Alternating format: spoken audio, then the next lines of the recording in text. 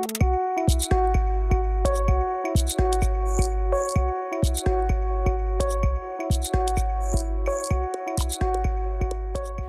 and welcome back to this episode of Agilato.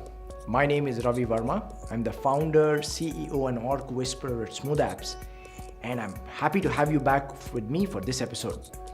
So in this episode, I'm going to share how one of probably the most hated Scrum events, which is the Daily Scrum, screwed up a business lunch.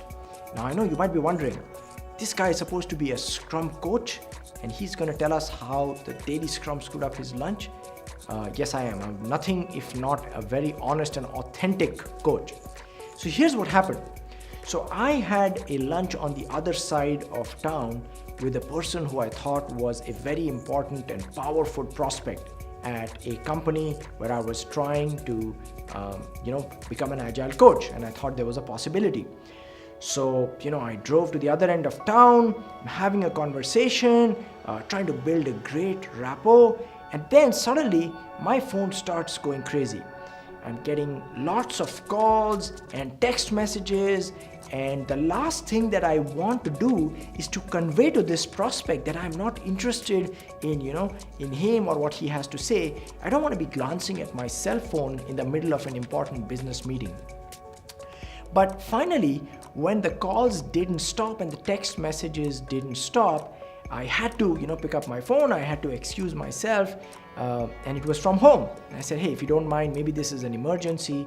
And I picked up the phone and I was really cranky. And I said, I'm in the middle of a business meeting. I thought I told you.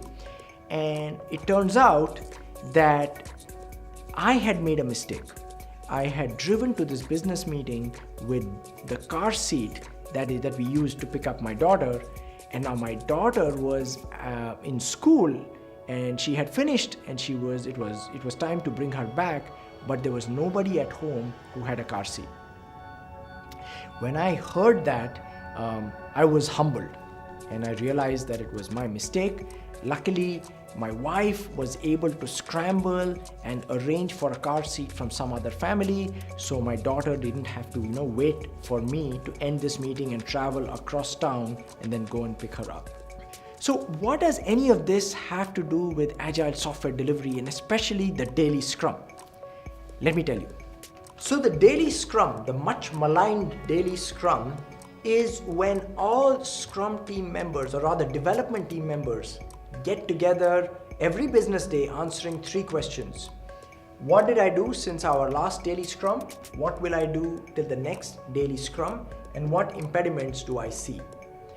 One of the most common misunderstandings or myths about the Daily Scrum is that it is focused on the individual.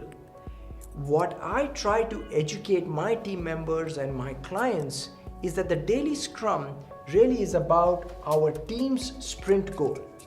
And I try to remind them that the 3 questions must be answered in the context of what did I do to support our team's sprint goal? What will I do to support our team sprint goal, and what impediments do I see that are blocking our team sprint goal? This shifts the focus or elevates the focus from me, my job, me as an individual, to our entire team. And many families have this kind of a conversation at different points of the day. So in our family, usually my wife and I, we talk either at night or early morning, where we go over each other's plans and we make sure that our family needs are taken care of. Unfortunately, on that day, we felt that conversation was a waste of time, or maybe we just went through the motions and checked the box because we wanted to get on with life and do real work.